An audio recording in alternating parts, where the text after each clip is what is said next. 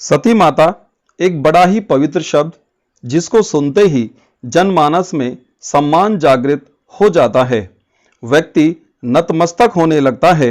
शायद यह हम अच्छी तरह जानते हैं कि सती माता उस स्त्री को कहा जाता है जो अपने पति की मृत्यु पर उसके साथ चिता पर इच्छा या अनिच्छा से जलती है।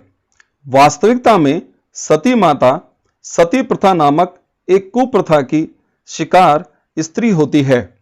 नमस्कार मित्रों, मैं ललित धानावत एक इतिहास के प्रवक्ता के रूप में आप सभी का मेरे तकनीकी सहयोगी पीयूष धानावत की ओर से आप सभी का स्वागत और अभिनंदन करता हूं। एक प्रथा, सती प्रथा के इतिहास से आज हम आपको परिचित कराने जा रहे हैं। सती प्रथा का इतिहास प्राचीन काल या हम कह सकते हैं कि पौराणिक काल से और आधुनिक काल तक के इतिहास से हम आपको विस्तार से इसका परिचय कराएंगे और ये बताएंगे कि यह प्रथा जो एक धार्मिक रूप में प्रचलित थी, इसका किस प्रकार रूढ़िवादिता इसको बनाया गया और किस प्रकार महिलाओं का दैहिक और मानसिक शोषण किया जाता रहा पुरुष प्रधान समाज के द्वारा। यह जानकारी हम आपको इतिहास की किताबों और सोशल मीडिया से संग्रहित जानकारी के आधार पर दे रहे हैं। धार्मिक ग्रंथों पर नजर डाली जाए तो सती नाम माता दक्षायणी से प्राप्त हुआ है। पौराणिक कथानुसार दक्ष पुत्री देवी दक्षायणी अपने पति भगवान शिव की इच्छा के विपरीत अपने पिता दक्ष के यज्ञ समारोह में बिना निमंत्रण गई थी। दक्ष द्वारा भगवान शिव के किए गए अपमान को वह सहन न कर सकी और अपने पिता के यज्ञ कुंड में ही आत्मदाह कर लिया था। लेकिन आपको यहां बताना चाहेंगे कि यह आत्मदाह या ये कहें कि आत्महत्या का उदाहरण है, न कि सती का। बहुसंख्य लोगों की जानकारी है कि सती प्रथा के नाम पर नारी हत्या का रिवाज हिंदू धर्म में ही प्रचलित है। यहां हम आपकी जानकारी दुरुस्त करना चाहेंगे कि यूरोप महाद्वीप के काफी देशों में विज हंटिंग प्रथा के नाम पर 15वीं से 18वीं शताब्दी के दौरान लगभग 1 लाख महिलाओं को दर्दनाक मौत दे दी गई थी। इस प्रथा में औरतों पर जादू टोने करने का आरोप लगाकर उन्हें जला दिया गया या उन्हें जिंदा दफन कर दिया गया था। प्री हिस्टोरिक पीरियड अर्थात प्राक ऐतिहासिक काल में मानव में जब ज्ञान की कमी व प्रकृति को समझ नहीं पाने की स्थिति थी, तो उस कारण एक प्रथा प्रचलित थी जिसे पूर्ण समाधिकरण नाम दिया गया। पूर्ण समाधिकरण के तहत मानव अंडाकार या आयताकार कब्र खोदकर मृतक व्यक्ति के साथ उसका दैनिक उपभोग का सामान, यहां तक कि उसके पालतू पशुओं को भी दफन कर दिया जाता था। हमें इतिहास के माध्यम से मिली जानकारी के अनुसार यह ज्ञात हुआ है कि मृतक के साथ महिला का शव भी दफन किया हुआ मिला है। पंजाब स्थित रोपड़ से मनुष्य के साथ कुत्ते के दफन का और गुजरात स्थित लोथल से एक युगल शव जो कि स्त्री और पुरुष का है, खुदाई के दौरान मिले हैं। लोथल की एक कब्र से ही मनुष्य व बकरे के दफन होने के प्रमाण मिले हैं। उत्तरी अमेरिका के कुछ प्रांतों में भी कुलीन परिवारों में पति की मृत्यु पर पत्नी को और पत्नी की मृत्यु पर पति को दफन कर दिया जाता था। धार्मिक ग्रंथ जैन अवेस्ता और ऋग्वेद, जो कि ऋग्वेद हिंदू धर्म का प्राचीन धार्मिक ग्रंथ है, इन दोनों ग्रंथों को देखा जाए तो इनमें भी सती प्रथा का कहीं कोई उल्लेख नहीं मिलता है, क्योंकि वैदिक युग में विधवा विवाह का प्रचलन था। अब सवाल यह उठता है कि सती प्रथा का प्रचलन यदि था तो विधवा विवाह किन महिलाओं का होता था? वैदिक काल, जैन धर्म, बौद्ध धर्म काल, मौर्य काल में भी सती प्रथा का उल्लेख नहीं मिलता। कौटिल्य ने अपने ग्रंथ अर्थशास्त्र में व मैगस्थनीज ने इंडिका में कहीं पर भी अपने ज्ञान के आधार पर और तथ्यों के आधार पर कहीं पर भी सती प्रथा का उल्लेख नहीं किया है। रामायण काल की ओर नजर डाली जाए तो दशरथ की मृत्यु पर व रावण की मृत्यु पर उनकी रानियों के द्वारा सती प्रथा का पालन नहीं किया गया था, अर्थात वो सती नहीं हुई थी। रामायण के उत्तरकांड में वेदवती की माता के सती होने का उल्लेख जरूर मिलता है।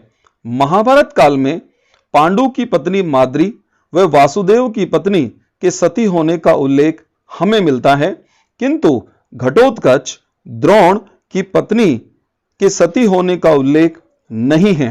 यह इस बात की ओर संकेत करता है कि सती होना नारी की इच्छा पर आधारित था। स्ट्रैबो ने पंजाब की कठ जाति व तक्षशिला की महिलाओं के सती होने का उल्लेख किया है। कालिदास व शूद्रक भी सती होने की बात का उल्लेख करते हैं। सती होने का प्रथम ऐतिहासिक प्रमाण 510 ईस्वी का एरण अभिलेख है, जिसमें गुप्त वंश के शासक कुमारगुप्त के सेनापति गोपराज की मृत्यु पर इसकी पत्नी द्वारा चितारोहण का प्रमाण मिलता है, किंतु उसे कुमारगुप्त द्वारा आग्रह करके चिता से उठा लिया गया था। बाणभट्ट के ग्रंथ हर्षचरित से प्रमाण मिलता है कि प्रभाकर वर्धन की पत्नी यशोमती प्रभाकर की मृत्यु से पूर्व ही सती हो गई थी। बाणभट्ट ने सती होना मूर्खतापूर्ण कृत्य व आत्महत्या बताया है। मेघातिथि इसे आत्महत्या बताते हैं। कल्याण की राजतरंगिणी में कश्मीर में महिलाओं के सती होने का अनेकों उदाहरण हमें मिलते हैं। सती होना जो धर्मपरायण स्त्री की इच्छा द्वारा किया जाने वाला कार्य था, इसे तथाकथित बुद्धिजीवियों द्वारा एक परंपरा का रूप दे दिया गया। अब इसके बदले इतिहास पर हम विस्तार से चर्चा करते हैं। 7वीं से 11वीं शताब्दी में विशेषकर उत्तर भारत के राजपूत समाज में इस प्रथा का प्रचलन था। राजपूत समाज के साथ ब्राह्मण समाज में भी यह प्रथा प्रचलन में देखने को मिलती है, किंतु दक्षिण भारत में इसका प्रचलन नहीं था। सती प्रथा को अनिवार्य परंपरा बनाने के बारे में जीमुत वाहन ने दाएं भाग में इसका मुख्य कारण स्त्री को संपत्ति के अधिकार से वंचित करना बताया है। एक वास्तविकता यह भी है कि भारत पर मुस्लिम आक्रमण ने भारतीय महिलाओं को अपनी अस्मिता की रक्षा की खातिर आग की गोद में बैठने के लिए मजबूर किया था। राजपूत समाज अपने परिवार की विधवा का अन्य परिवार में विवाह करना या एक जवान विधवा का किसी अन्य पुरुष से अनैतिक संबंध स्थापित होने का डर एक कलंक मानता था, और इसी मान्यता ने समाज में इस कुप्रथा को बढ़ावा दिया। सल्तनत काल में विधवा को चिता में जबरदस्ती बिठाया जाता था और चिता में घी व हवन सामग्री का धुआं किया जाता था, ताकि जलने वाली स्त्री के विभत्स रूप को देखकर लोग डर न जाएं। शमशान घाट में जोर जोर से ढोल नगाड़े बजाए जाते थे, ताकि महिला के चिल्लाने की आवाज शमशान घाट से बाहर न जा सके। स्त्रियां इस बात का विरोध करें या इस प्रथा के विरोध में खड़ी न हो जाएं, इस डर से स्त्रियों के शमशान घाट में जाने पर पाबंदी पुरुष प्रधान समाज के द्वारा लगा दी गई थी। सती प्रथा पर सर्वप्रथम रोक दिल्ली सल्तनत के तुगलक वंशी शासक मोहम्मद बिन तुगलक के द्वारा लगाई गई थी।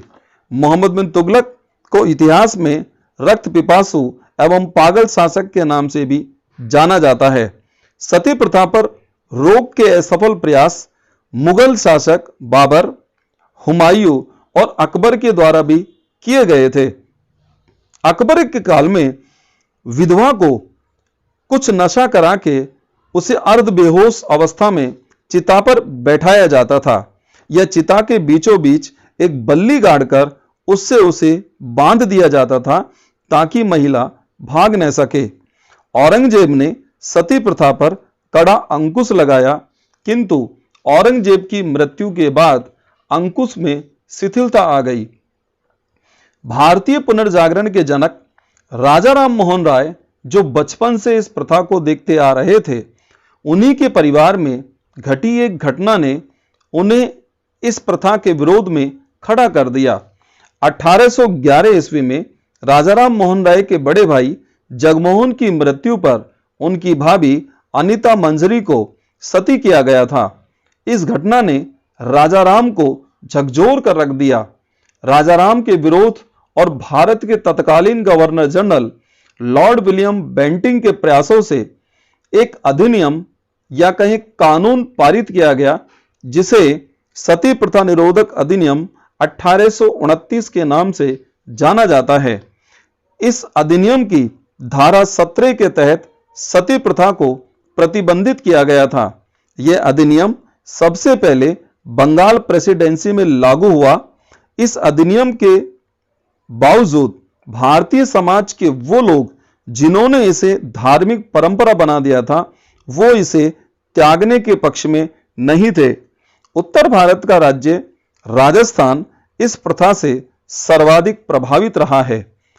एक जानकारी के मुताबिक 1947 में देश को आजादी मिलने से और 1987 तक लगभग 26 महिलाओं को सती कर दिया गया, जिसमें अंतिम रूप से मिलने वाले एक केस ने पूरे विश्व में राजस्थान को शर्मिंदा कर दिया।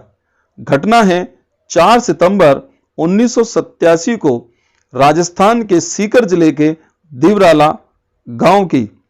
इस घटना को रूपकमर सती कांड के नाम से भी जाना जाता है। इस घटना के इतिहास को जानने से पहले हम आपको राजस्थान में सती प्रथा के इतिहास से परिचित कराते हैं। राजस्थान, जिसे ब्रिटिश काल में राजपूताना कहा जाता था, यहां पुरुष प्रधान समाज द्वारा स्त्री का इस प्रथा के प्रति इतना ब्रेन वॉश कर दिया गया कि विधवा होने वाली स्त्रियां सती होना स्वर्ग प्राप्ति का मार्ग मानने लगी।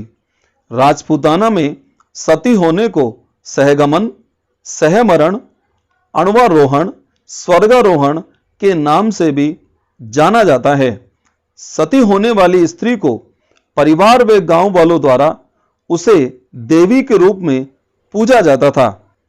सती होने वाली स्त्री अपने परिवार को आदेश देती थी, जिसे अणख कहा जाता था, और अणख का पालन परिवार के लिए अनिवार्य था। सती होने के 2 उदाहरण हम आपको बताने जा रहे हैं, जो शायद आपको बड़े विचित्र लगेंगे। प्रथम उदाहरण मां सती का है। मां सती उस महिला को कहते थे जो अपने मृत पुत्र के साथ सती हुआ करती थी। यहां हम यह विचार करते हैं, हम यह सोचते हैं कि शायद मां सती के पति का देहांत हो जाता था और उसके बाद वह अपने पुत्र के सहारे जीवन काट रही होती थी, लेकिन पुत्र की मृत्यु के बाद भी उसकी संपत्ति पर कब्जा करने को लेकर दबंगों द्वारा उसे चिता में जला दिया जाता रहा होगा। द्वितीय उदाहरण है अनुमरण। अनुमरण का अर्थ यह होता है कि जब किसी महिला के पति की मृत्यु अपने गांव, शहर या राज्य से बाहर होती थी और उसका वहीं अंतिम संस्कार कर दिया जाता था, तो वह महिला अपने मृतक पति के किसी प्रतीक चिन्ह के साथ चिता में जल जाती थी। कुल मिलाकर मित्रों, यह कहा जा सकता है कि विधवा महिला को समाप्त करना ही उद्देश्य होता था। 1805 ईस्वी में लॉर्ड वेलेजली ने 12 वर्ष से कम आयु की व गर्भवती महिला के सती होने पर रोक लगाई थी। चूंकि राजपूताना में बाल विवाह का प्रचलन था, मतलब 2, 3, 4 वर्ष के बालकों का विवाह हो जाया करता था। जानकारी के अनुसार गर्भ विवाह भी हुआ करते थे। गर्भ विवाह से अर्थ यह है कि दो परिवारों में यह तय किया जाता था कि यदि आपके यहाँ लड़की होती है और हमारे यहाँ लड़का होता है तो उनका रिश्ता आपस में तय कर दिया जाएगा। इतिहास बताता है कि दुधमुए बच्चों को माता पिता गोद में लेकर फेरे लिया करते हैं। अब यदि 4 साल का दूल्हा सर्दी जुकाम खांसी से मर गया तो इसका अर्थ यह हुआ कि मृतक दूल्हे की 2 या 3 वर्षीय पत्नी विधवा, मतलब उसे भी सती कर दो। मित्रों, यदि ऐसा नहीं हो रहा होता तो लॉर्ड वेलेजली को 12 वर्ष से कम उम्र की महिला के सती होने पर रोक लगाने की क्या आवश्यकता थी। मारवाड़ शासक मालदेव की पत्नी रानी उमादे भी सती हुई थी। रानी उमादे को इतिहास में रूठी रानी के नाम से जाना जाता है। कैप्टन लुडलो ने मानसिंह की मृत्यु पर उसके साथ 5 रानियों के सती होने का प्रत्यक्ष रूप से दर्शन किया था, अर्थात वह इस घटना का प्रत्यक्ष दर्शी रहा है। राजस्थान में प्रथम बार सती होने की ऐतिहासिक जानकारी 1861 ईस्वी के घटियाला शिलालेख, जो कि जोधपुर से प्राप्त हुआ है, उससे मिलती है। उससे यह जानकारी मिलती है कि सेनापति राणुका की मृत्यु पर उसकी पत्नी संपत देवी सती हुई थी। राजपूताना में 1822 में बूंदी में सबसे पहले इस प्रथा को अवैध घोषित किया गया था, किंतु सती प्रथा निरोधक अधिनियम 1829 के तहत 1830 में सर्वप्रथम अलवर रियासत में इसे प्रतिबंधित किया गया था। हम आपको एक जानकारी यहां और देना चाहेंगे कि अलवर शासक राव बख्तावर सिंह की मृत्यु पर उनकी पड़दायतान या हम कहें दासी, जिसे मूसी महारानी के नाम से जाना जाता था, वह सती हुई थी और महाराजा विनय सिंह द्वारा मूसी महारानी की स्मृति में एक छतरी का निर्माण करवाया गया था, जिसे मूसी महारानी की छतरी कहा जाता है। यह छतरी अलवर में राजमहलों के पीछे सागर जलाशय के पास बनी हुई है। 4 सितंबर 1987 को दिवराला सीकर में होने वाला रूप कंवर सतीकांड राजस्थान की अंतिम घटना है और शायद देश की भी यह अंतिम घटना है। रूप कंवर का विवाह दिवराला के माल सिंह शेखावत के साथ हुआ था। जब रूप कंवर विधवा हुई थी तो उसकी उम्र मात्र 18 वर्ष थी। मीडिया जानकारी के अनुसार रूप कंवर को सती होने के लिए उनके ससुर सुमेर सिंह ने प्रेरित किया था। कुछ ही समय में रूप कंवर के सती होने की खबर पूरे व आसपास के गांवों में आग की तरह फैल गई और 2 से 3 हजार लोग यह माजरा देखने के लिए इकट्ठा हो गए। मालसिंह की शव यात्रा के ठीक पीछे रूप कंवर सजी धजी चल रही थी। शव यात्रा को दिवराला के पूरे बाजार से गुजारा गया था। मीडिया जानकारी के मुताबिक रूप कंवर ने चिता पर बैठकर अपने शरीर पर घी मला और चिता को अग्नि उनके देवर के द्वारा दी गई थी और चिता की धधकती आग में रूप कंवर की चीखों को चारों दिशाओं में फैला दिया गया था। पहले पुलिस ने इसे धार्मिक कृत्य बताकर दबाने का प्रयास किया, किंतु संपूर्ण देश में विरोध होने पर लगभग 80-85 लोगों पर यह मुकदमा दर्ज किया गया। हम आपको यह बता दें कि दिवराला के अंदर रूप कंवर से पहले भी 3 महिलाएं सती हो चुकी हैं, जिनके नाम जुमा कंवर, मिट्ठू कंवर, कुंदन कंवर हैं। इन महिलाओं को भी पहले सती किया जा चुका है और आज भी इन महिलाओं के अलग अलग चबूतरे दिवराला में बने हुए हैं। दिवराला गांव रूप कंवर के श्राप को आज भी झेल रहा है। प्रशासन की ओर से गांव वालों की खुशियों पर पाबंदी लगा दी गई है। जहां रूप कंवर सती हुई थी वहां लोग गुप्त रूप से पूजा पाठ आज भी करते हैं और यह कहते हैं कि हम लोग सती प्रथा को बढ़ावा नहीं देते। रूप कंवर जब सती हुई थी तो कुछ लोगों ने महिमा मंडन इस प्रकार किया था कि रूप कंवर की चिता को अग्नि नहीं दी गई, बल्कि उसकी चिता प्राकृतिक रूप से ही, यानी कि ईश्वर की दया से ही उस चिता में आग लगी थी। उसकी चिता को अग्नि किसी प्रकार की नहीं दी गई, जो कि सरासर गलत है। रूप कंवर के ससुर सुमेर सिंह, जिन्होंने रूप कंवर को सती होने के लिए प्रेरित किया था, उन पर यह आरोप है। इसी आरोप में उन्हें गिरफ्तार भी किया गया था। आज यह स्थिति है कि वो इस प्रथा के खिलाफ देखे गए हैं। दिवराला के अंदर रूप कंवर की घटना ने एक नई रोशनी दी है। दिवराला गांव के लोग जो इस प्रकार की कुप्रथा को बढ़ावा देते थे, आज वहां नारी सम्मान की मौजूदगी है। नारी को सम्मान से देखा जाता है, उन्हें आगे बढ़ने के लिए प्रेरित किया जा रहा है। भारत सरकार के द्वारा अक्टूबर 1987 में सती प्रिवेंशन एक्ट बनाया गया, जिसके तहत राजस्थान के सती मेलों पर रोक लगा दी गई।